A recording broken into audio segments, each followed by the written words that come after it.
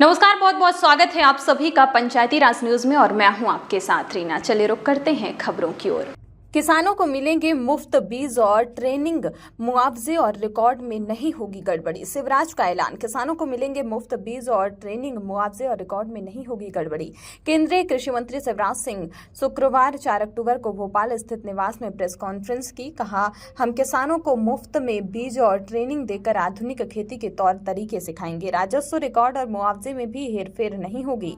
केंद्रीय कृषि मंत्री शिवराज सिंह चौहान ने कहा कि किसानों के राजस्व, रिकॉर्ड और फसल नुकसान सर्वे में गड़बड़ी नहीं होगी। केंद्र सरकार जल्द ही डिजिटल एग्रीकल्चर मिशन गठित करने जा रही है। शिवराज ने तिलहन की खेती पर जोर दिया और कहा, किसानों को इसके बीज मुफ्त में मिलेंगे। केंद्रीय मंत्री शिवराज सिंह शुक्रवार को भोपाल के लिंक रोड स्थित अपने निवास पर मीडिया से बात कर रहे थे, जहां डिजिटलाइजेशन के बाद राजस्व रिकॉर्ड में हेरफेर नहीं होगी। बोवनी के कुछ दिन बाद फसल की फोटो ऑनलाइन अपलोड कर दी जाएगी ताकि हेराफेरी की गुंजाइश न बचे। नुकसान होने पर सही मुआवजा मिलेगा।